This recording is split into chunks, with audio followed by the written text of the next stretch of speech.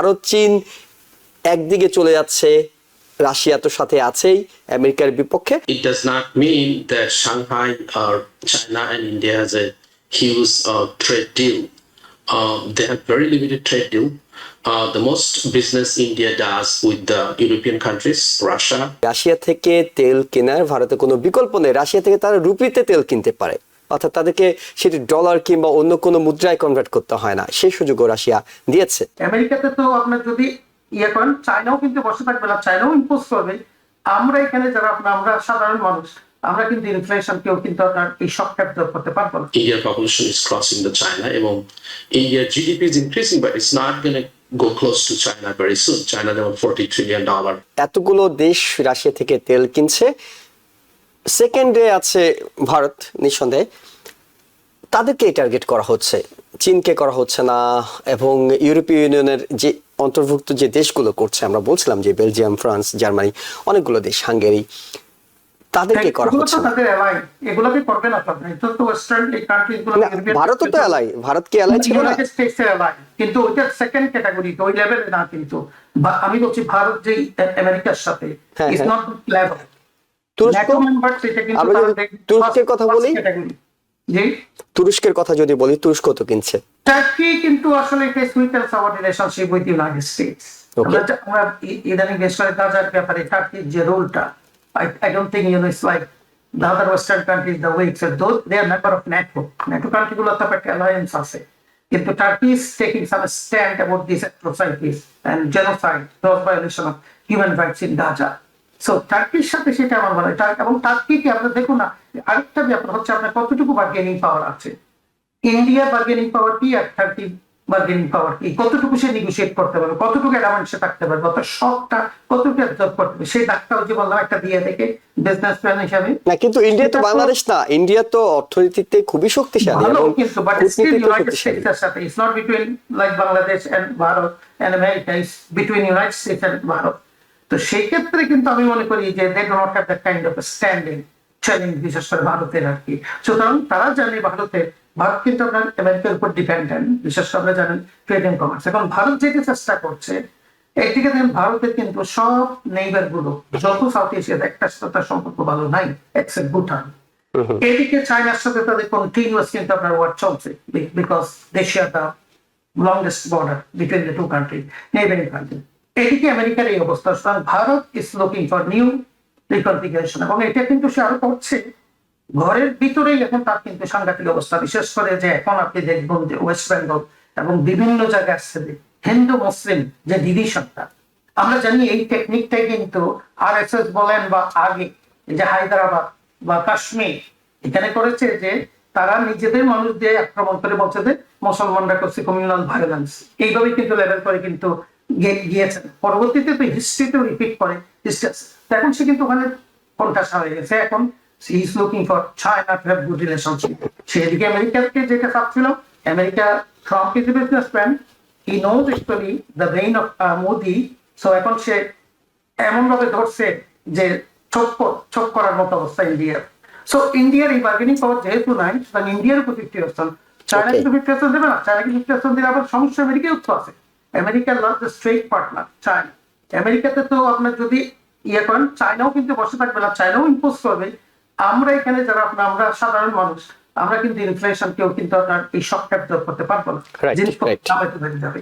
সুতরাং এটাই বলছি যে বার্গেনিং পাওয়ার চায়নার যে কাছে ইন্ডিয়ার নাই, সেটা ইন্ডিয়ার নেই, সেটা বাংলাদেশের নেই। এই কারণে হয়তো অনেক কিছুকে মেনে নিতে হয়। আমি একটু শেখাল মামুন আপনার কাছে জানতে চাই, সেটা হলো যে ভারত নিঃসন্দেহে অর্থনৈতিক পরাশক্তি। এখনকার উঠতি অর্থনীতিতে বলা হচ্ছে ভারত সামনের দিনে আরো এগিয়ে যাবে, এবং ভারতের কোনো বিকল্প নেই রাশিয়া থেকে তেল কেনার। ভারতের কোনো বিকল্প নেই, রাশিয়া থেকে তারা রুপিতে তেল কিনতে পারে, অর্থাৎ তাদেরকে সেটি ডলার কিংবা অন্য কোনো মুদ্রায় কনভার্ট করতে হয় না, সেই সুযোগও রাশিয়া দিয়েছে। এখন আমরা শুনতে পাচ্ছি 31শে আগস্ট সাংহাই একটি অর্গানাইজেশন, সেখানে তারা ভারত যাবে, এই ভারতের প্রধানমন্ত্রী নরেন্দ্র মোদী সেখানে যাবেন, এবং সংগঠনটির নাম সাংহাই কোঅপারেশন অর্গানাইজেশনের শীর্ষ সম্মেলনে যোগ দিতে যাবেন।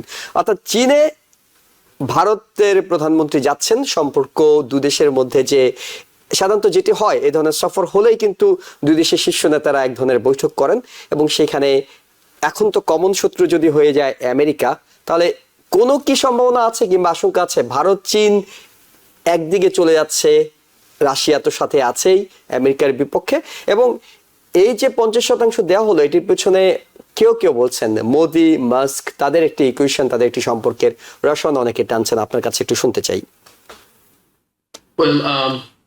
Well, initially your explanation is quite right, but I dispute that. যদিও তারা মোদি চায়না সাংহাই প্যাক্টের জন্য যাচ্ছে, it does not mean that Shanghai or China and India has a huge trade deal.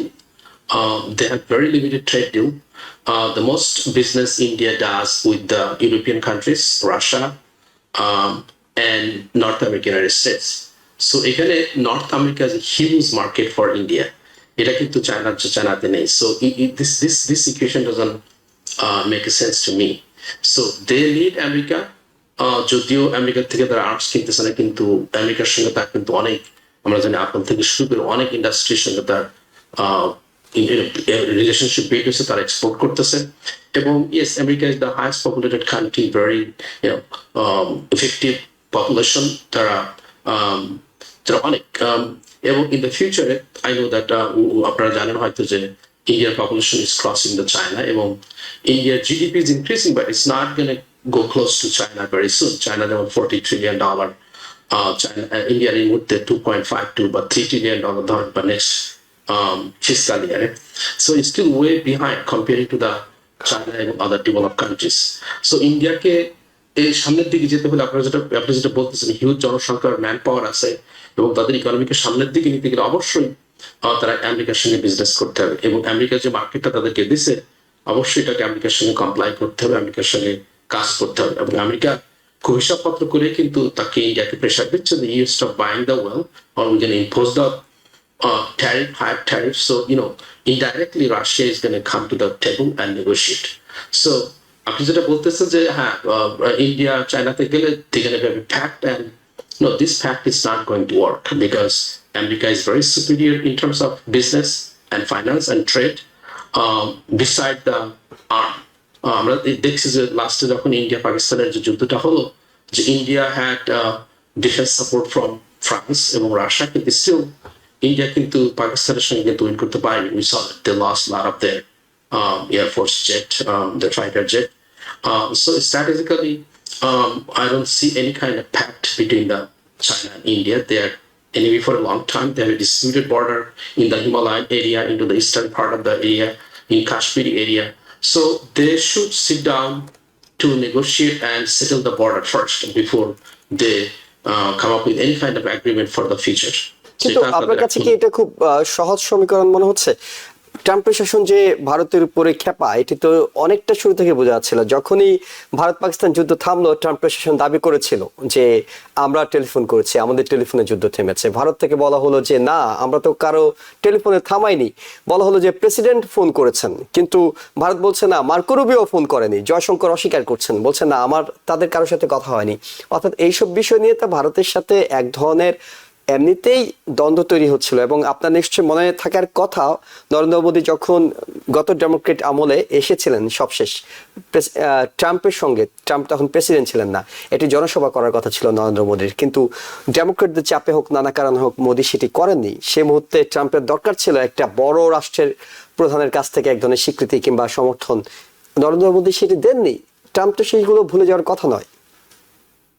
Even though Trump, personally attacked or take advantage, আমরা জানি যে ব্রাজিলের ক্ষেত্রে ব্রাজিলের এক্স প্রেসিডেন্টের পরে সে সুপ্রিম কোর্টের জন্য কথা বলছে বা ফোন করছে, try to embargo certain Brazilian supreme court. তো এই ক্ষেত্রে কিন্তু ডাইরেক্টলি কোনো প্রকার ইন্টারফেয়ার করেনি, কিন্তু Trump did make a phone call, and because of that India এবং পাকিস্তানের প্রেসিডেন্টটা হয়েছে, they stop fighting with each other, there is no doubt about it. So Jaishankar যেটা বলছে, to send his personal domestic political, যেটা সেই কারণে হয়তো সেই কথাগুলো বলছে বা অস্বীকার করছে, কিন্তু ultimately Trump make the phone call এবং ট্রাম্প ইজ রাইট। তো আপনি যতটাই বলেন না কেন যে হ্যাঁ ট্রাম্প এবং মোদির সম্পর্ক খারাপ হচ্ছে, but personal relationship could go a little bit down, but in India and America's the business relationship is really bigger than any personal relationship.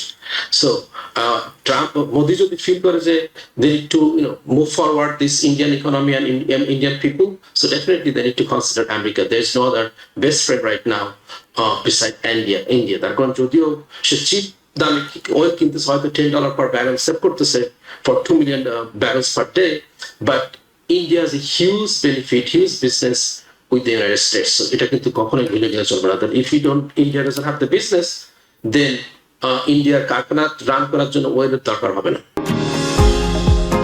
New York থেকে সম্প্রচারিত TVN 24 টেলিভিশন বিশ্বজুড়ে বাঙালির কণ্ঠস্বর।